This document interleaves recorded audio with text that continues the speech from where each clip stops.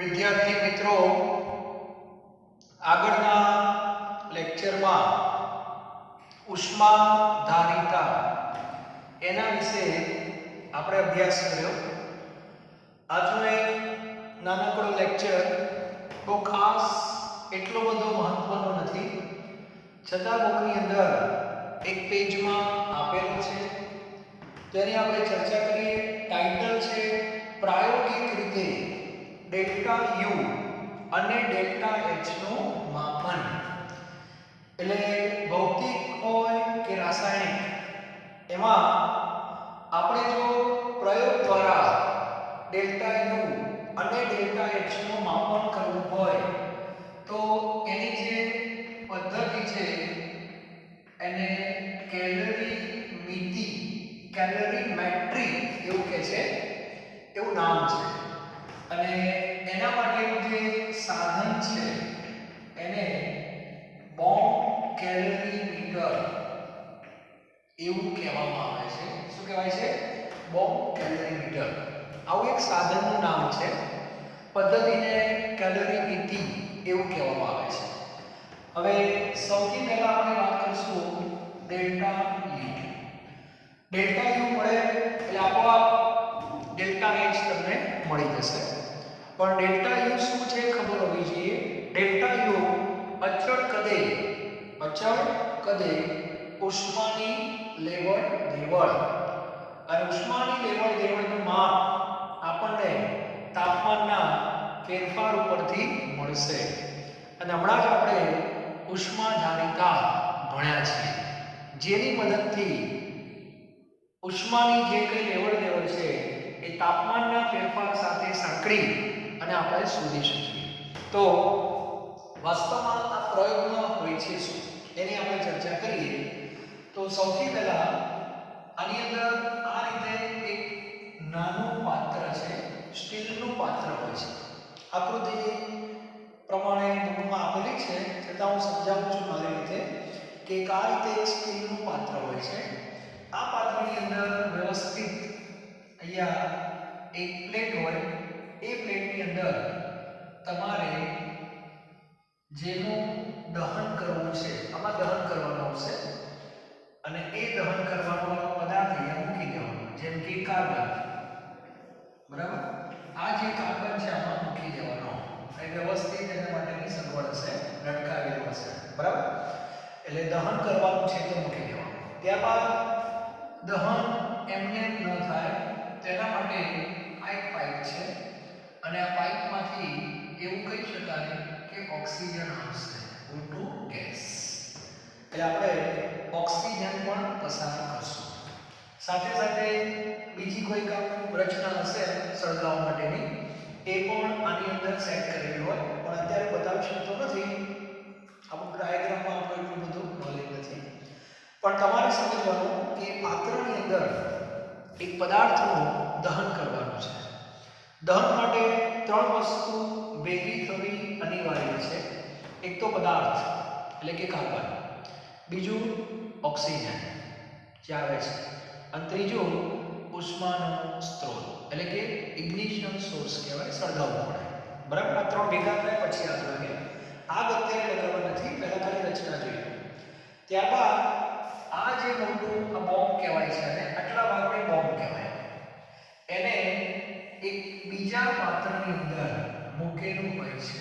આ બહાર એક બીજું પાત્ર હોય છે, અને આ જે પાત્ર છે એની અંદર તમારે પાણી ભરી દેવાનું છે. આની અંદર શું ભરી દેવાનું? પાણી. બસ. અને આ પાણીનું જે કદ હશે એ બદલાશે નહીં.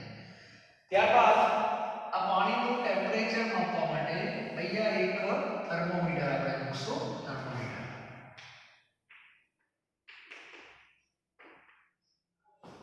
આપણે માપવાનું છે. થર્મોમીટર આવી એક રચના આપણે સમજવાની છે.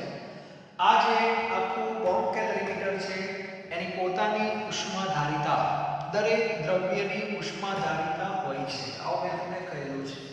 બોમ્બ કેલરીમીટરની પણ ઉષ્માધારિતા હોય છે કે એનું તાપમાન આટલું વધારવા માટે કેટલી ઉષ્મા જોઈએ. છેવટે બોમ્બ કેલરીમીટર જે છે પણ કોઈ દ્રવ્યનું બનેલું છે. પછી આ જે પાણી છે એની પણ ઉષ્માધારિતા હોય છે. આ બધું આપણને ખબર છે. હવે આપણે શું કરવાનું છે ધ્યાન આપજો. પ્રયોગમાં તમારે કશું કરવાનું નથી. તમારે પ્રયોગની અંદર ટેમ્પરેચર 1 ડિગ્રી જ્યારે વધે એ રીડિંગ તમારે ધ્યાનમાં લેવાનું છે. બરાબર? તો એ પ્રમાણે આપણી પાસે જો સૂત્ર છે Q બરાબર C ડેલ્ટા T. આ સૂત્ર છે કે નહીં? તો Q બરાબર C ડેલ્ટા T નો અર્થ એવો થાય કે આપણી પાસે C ની કિંમત હોય, બરાબર, અને ડેલ્ટા T હોય. આ બે પ્રયોગમાં તમારે આ વસ્તુ શોધવાની છે, ડેલ્ટા T. બરાબર? એટલે તમારે આ પદાર્થ જે છે, હવે આ લોકો શું કરી દેવાનું? પદાર્થ ફિક્સ કરી દે કે ભાઈ કાર્બન કેટલા ગ્રામ છે એ ફિક્સ કરી દે. ધારો કે m ગ્રામ. બરાબર? તો m ગ્રામ કાર્બન ફિક્સ કરી દે, ગ્રેફાઇટ ફિક્સ કરી દે, ઓક્સિજન આપી દે અને સળગાવી દે. બરાબર? અને સળગાવશે એટલે શું થશે? સળગાવે એટલે સીધું શું થાય? દહન થશે. દહન થાય એટલે ઉષ્મા છૂટી પડે. આમાં પ્રક્રિયા કઈ થાય? C+O2 એમાંથી CO2 પ્લસ ઉષ્મા ઉર્જા. આ ઉષ્મા ઉર્જા જે છૂટી પડી એ દિવાલોમાં થઈ અને પાણીને મળશે. એટલે પાણીનું જે ટેમ્પરેચર હોય ધીરે ધીરે વધશે. એટલે આખી પ્રક્રિયા જે છે એ પૂરી થાય ત્યારે તમારે ટેમ્પરેચર માપી લેવાનું. બરાબર? કે કેટલું તાપમાન વધ્યું, પહેલા કેટલું હતું અને હવે કેટલું વધ્યું. તો એને કહેવાય ડેલ્ટા T. C તમને ખબર હોય તો આના પરથી Q મળે. આ Q ને QB કહેવાય અને QB ને શું કહેવાય? ડેલ્ટા U કહેવાય. તો આ રીતે ડેલ્ટા U માપી શકાય છે. સમજાય છે? કરવાનું કાંઈ નથી, ખાલી તમારે પ્રયોગમાં ડેલ્ટા T શોધવાના હોય છે. એ ડેલ્ટા T ને C સાથે ગુણી નાખો એટલે QB આવશે. QB ને કહેવાય ડેલ્ટા U. બરાબર? એટલે આ દહનની જે પ્રક્રિયા છે એમાં આંતરિક ઉર્જામાં કેટલો ફેરફાર થાય. વાસ્તવમાં પ્રક્રિયા આવી છે C solid plus O2 gas, એમાંથી શું બને? CO2 gas. અને તમારે ડેલ્ટા U શોધવા છે અને ડેલ્ટા H શોધવા છે પ્રાયોગિક રીતે. બરાબર? તો આ લોકો જે કિંમતો આપે છે, આપણે તો દાખલા કેવા મૂકશું? ડેલ્ટા U આપ્યા હોય તો ડેલ્ટા H શોધવાનું, ડેલ્ટા H આપ્યા ડેલ્ટા U, બેમાંથી એક તો આપેલું હોય ને. સમજાય છે કે નહીં? તો આ લોકો કરે છે શું? કશું નથી કરતા. પ્રયોગ જે છે એ પહેલા ડેલ્ટા U નો કરી દે અને પ્રયોગમાં જે પદાર્થ છે, ધારો કે કાર્બન છે, એનું દહન કરવાનું છે. તો આ દહનની પ્રક્રિયાનું ઉદાહરણ છે. ઓકે? અને દહનની પ્રક્રિયા દરમિયાન એ લોકો શું કરતા હશે? તો ટેમ્પરેચર માપી લે છે, ડેલ્ટા T અને C મૂકી દે કેવી થઈ ગયા. હવે પદાર્થ કેટલો લીધો એ રીતે આપણે ગણતરી વ્યવસ્થિત કરવી હોય તો હું તમને એક સૂત્ર આપું, એ સૂત્ર ઉપરથી ડેલ્ટા U તમને મળશે. બરાબર? અને ડેલ્ટા U આવી જાય પછી ડેલ્ટા H બરાબર delta U plus delta Mg RT છે. તો ડેલ્ટા U તમને મળી ગયા. ડેલ્ટા Mg તો એ કેમ શોધાય તમને ખબર છે? તો આની અંદર વાયુના મોલ, નિબંધના 1 મોલ, આ એક જ છે એટલે બનાવી 1 - 1 એટલે 0. તો આ કેસમાં ડેલ્ટા H બરાબર શું થાય? ડેલ્ટા U થાય. ક્લિયર? એટલે આ એક નાનો ટોપિક છે, એટલો બધો અગત્યનો નથી, છતાં હું તમને એક સૂત્ર લખાઈ દઉં છું. એ સૂત્ર ઉપરથી તમારે ડેલ્ટા U શોધવાના. બરાબર? તો દરેક વિદ્યાર્થી ટાઇટલ તો લખેલું હશે. ઓકે? કેલરી નીતિ એ પદ્ધતિનું નામ છે, બોમ્બ કેલરીમીટર એ સાધનનું નામ છે. આકૃતિ ટેક્સ્ટ બુકમાં આપેલી છે, એ તમારે જોઈ લેવાની અને હું તમને જે સૂત્ર લખાવું એ સૂત્ર તમારે યાદ રાખવાનું છે. બરાબર? તો ટાઇટલ લખજો ડેલ્ટા U નું માપન. ડેલ્ટા U નું માપન. તો સૂત્ર આવું છે ડેલ્ટા U બરાબર QB બરાબર. બરાબર? સૌથી પહેલું કામ આ સૂત્રનું આ છે, પણ વ્યાપક રીતે હું તમને લખાવી દઉં. ટેક્સ્ટ બુકમાં આપતું નથી એટલે હું તમને બનાવી દઉં વ્યવસ્થિત એટલે તમને ખ્યાલ આવી જાય. ઓકે? કઈ રીતે સૂત્ર લખવું. C ડેલ્ટા T આનો ખરા ઉપર કેપિટલ M લખવાના અને નીચે સ્મોલ m લખવાના. બરાબર? હવે ગણા કે આ બધું શું છે? તો જો જ્યાં m બરાબર દ્રવ્ય નો દળ, શેમાં? ગ્રામમાં, અને કેપિટલ M એટલે પરમાણુય દળ, પરમાણુય અથવા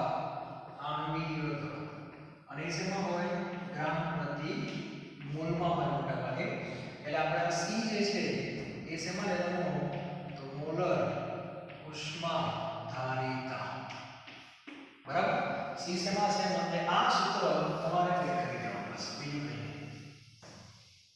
આ સૂત્ર ઉપરથી સીધો તમને ડેલ્ટા યુ મળી જશે. એમાં પરીક્ષામાં સી એમ આ બધું તમને ખબર જ હોય અને હમણાં આપણે એક દાખલો જોઈએ એટલે તમને ખ્યાલ આવી જશે. અને ડેલ્ટા યુ મળે ડેલ્ટા યુ માટે દાખલો બરાબર. તો દરેક વિદ્યાર્થી સૂત્ર પાકું રાખે. હવે ટેક્સ્ટબુકની અંદર એક દાખલો છે, જરા ધ્યાનથી જુઓ દાખલામાં શું છે. તો આ જે એક્ઝામ્પલ છે એની અંદર કરવાનું કાંઈ નથી, ખાલી તમારે કિંમત મૂકવાની છે અને જાતે પ્રયત્ન કરજો, આવડી જશે બરાબર. કોયડો 6.6 આના સંદર્ભમાં એક સામાન્ય પ્રશ્ન છે 6.6. એમાં એવું કીધું છે 1 ગ્રામ ગ્રેફાઇટ. જો કહી દીધું ને એટલે અહીંયા તમારે કાર્બન અને ગ્રેફાઇટ લેવાનું છે. કેટલા ગ્રામ? 1 ગ્રામ.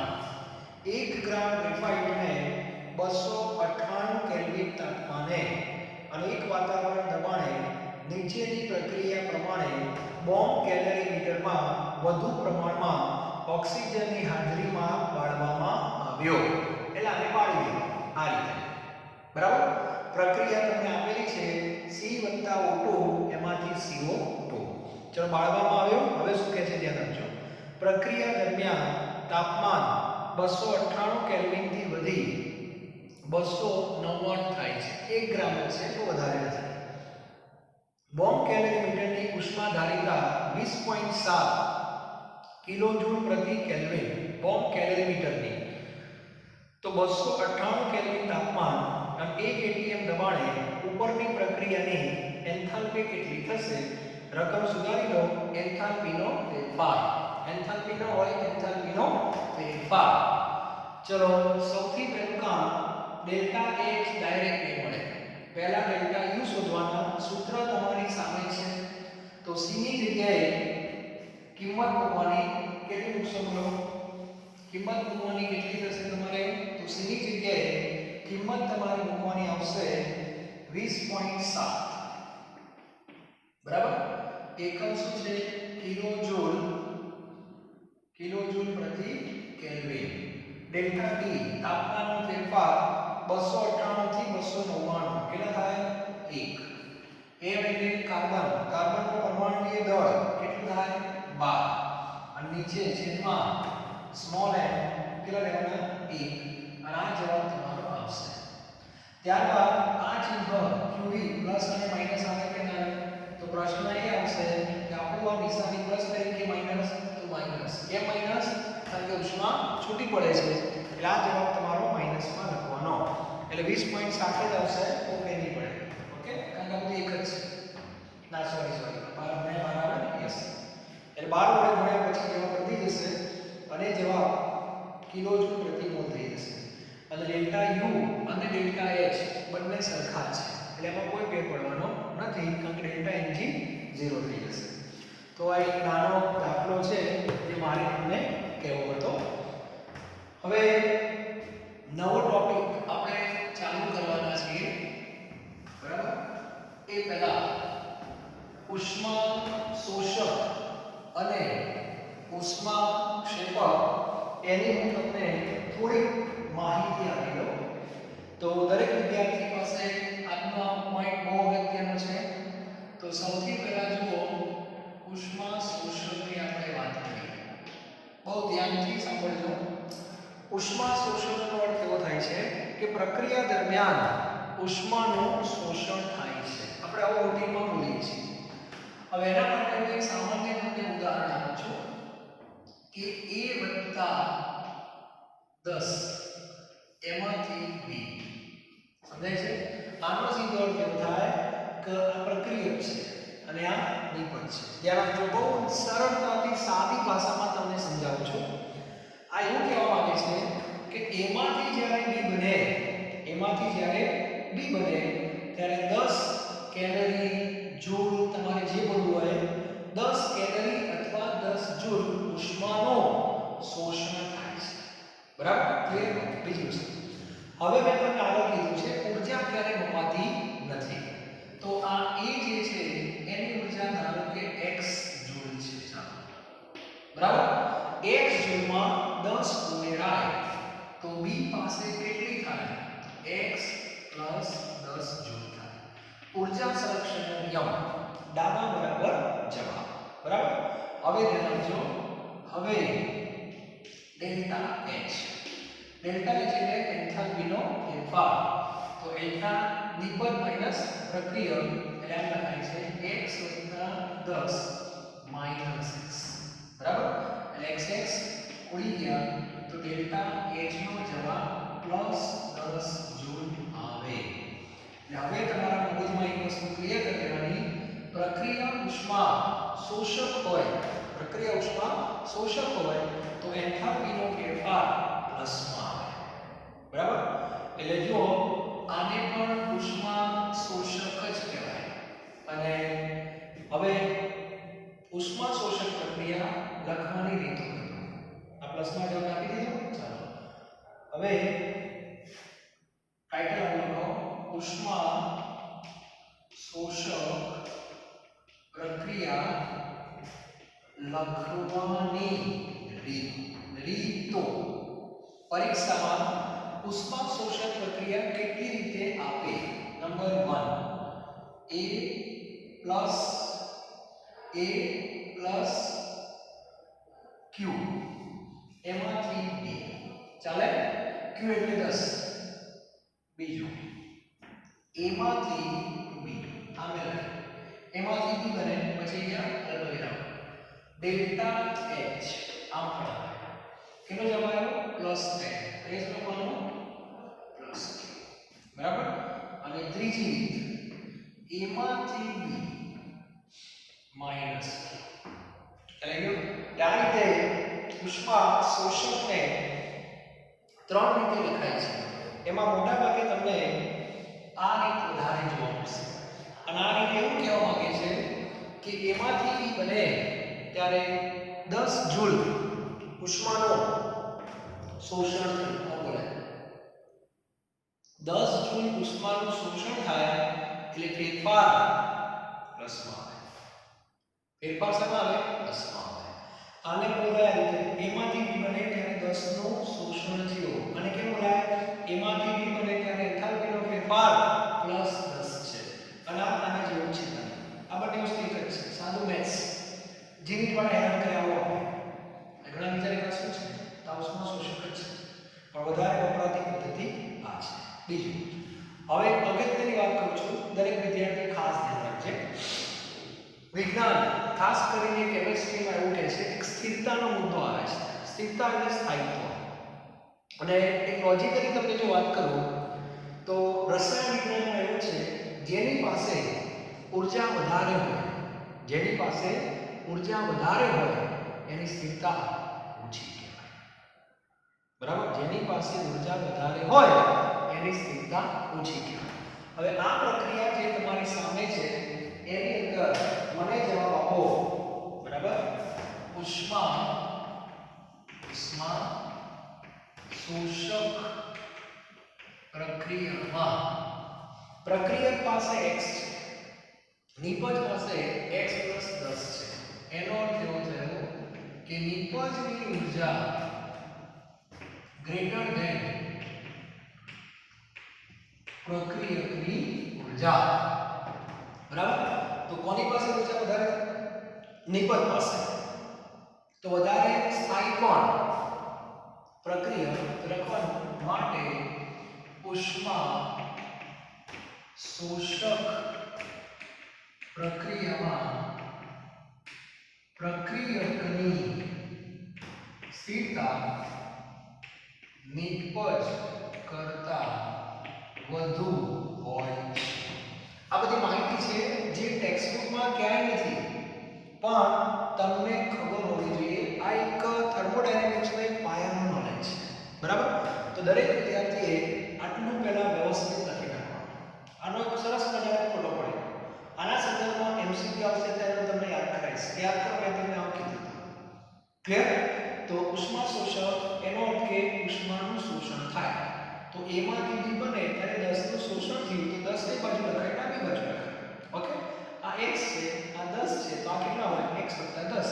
પછી ફેરફાર કેમ લખાય અંતિમ માઈનસ પ્રારંભિક એટલે અંતિમ છે બી અને આ પ્રારંભિક છે એમ લખાય નિપજની ઉર્જા માઈનસ પ્રક્રિયકની ઉર્જા x + 10 - x ઉડી ગયા તો જવાબ +10 એટલે ઉષ્મા શોષણને લખવાની રીતો 1 2 અને 3 આમ બી લખાય આમ બી લખાય અચળ કિરણ કરી લખવાનું આને પણ શોષક જ કહેવાય અને આના ઉપરથી એક અગત્યની માહિતી મળે છે કે નિપજની ઉર્જા કેટલી થઈ x + 10 થઈ આની પાસે x જ છે તો નિપજની ઉર્જા વધારે થઈ જેની પાસે ઉર્જા વધારે હોય એની સ્થિરતા ઓછી શોષકમાં નિપજની સ્થિરતા ઓછી પ્રક્રિયકની સ્થિરતા વધુ આનો સરસ મજાનો ફોટો પાડ્યો ઓકે ચાલો ત્યાર પછી શોષક કાઢી નાખો અને ઉષ્મા ક્ષેપક બરાબર અને પ્રક્રિયા બધું છું 80 છે એમાંથી d ચાલો સીમાથી d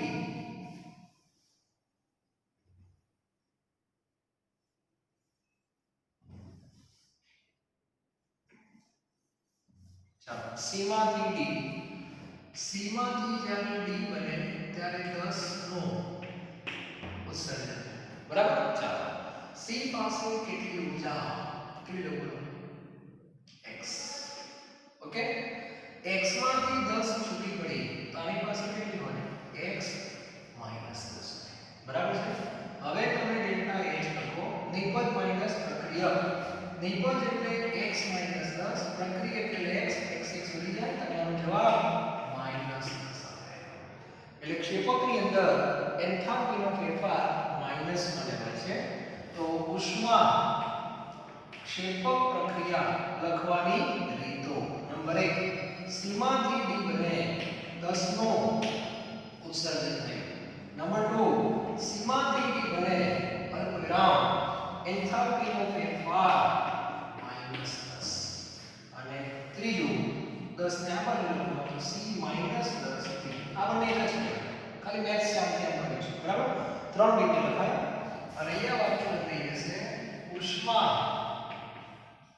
ક્ષેપક પ્રક્રિયામાં નિપજની ઉર્જા લેસ ધેન પ્રક્રિયકની વધારે હોય નિપજની ઓછી હોય માટે કહી શકાય કે ઉષ્મા ક્ષેપક પ્રક્રિયામાં પ્રક્રિયકની સ્થિરતા નિપજ કરતા ઓછી હોય એટલે કઈ પ્રક્રિયામાં કોણ વધારે સ્થાયી કોણ વધારે અસ્થાયી એની માહિતી તમને આના ઉપરથી ખબર પડી જશે કેમિસ્ટ્રીની કોઈ પણ પ્રક્રિયા હશે કાં તો શોષક હશે કાં તો ક્ષેપક હશે શોષક એટલે સીધું બોલવાનું પ્રક્રિયક વધુ સ્થાયી કારણ કે પ્રક્રિયકમાં શોષણ થાય પછી નિપજ બને તો નિપજ પાસે ઉર્જા વધારે જ હોય તો એની સ્થિરતા ઘટી જાય ક્ષેપકની અંદર પ્રક્રિયક પાસે જે ઉર્જા હોય એમાંથી ઉત્સર્જન થઈ અને નિપજ બને એટલે એમાં નિપજ પાસે ઉર્જા ઓછી જ હોય તો સ્વાભાવિક છે કે નિપજની સ્થિરતા વધી જાય તો ક્ષેપકની અંદર નિપજ વધુ સ્થાયી હોય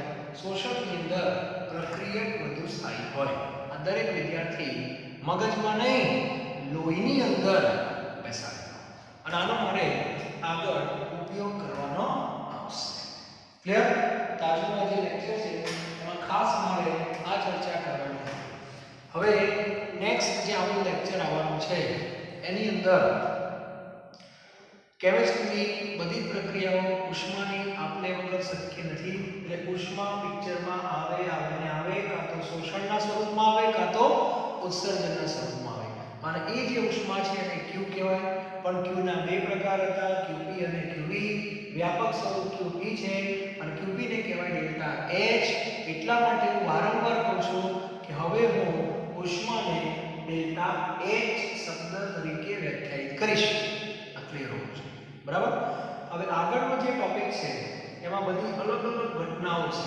પ્રક્રમો છે દરેક પ્રક્રમ શું છે આપણે જોઈશું સાયન્સના વિદ્યાર્થી તરીકે દરેક પ્રક્રિયામાં એન્થાલ્પીનો ફેરફાર પિક્ચરમાં આવે જ તો એને આપણે વ્યાખ્યાયિત કરશું પ્રક્રિયાના નામ સાથે બહુ મજાનો ટોપિક છે ખાલી વ્યાખ્યા અને ઉદાહરણ યાદ રાખવાના છે બીજું વધારે કે ડિટેલમાં જવાની જરૂર નથી ઓકે થેન્ક યુ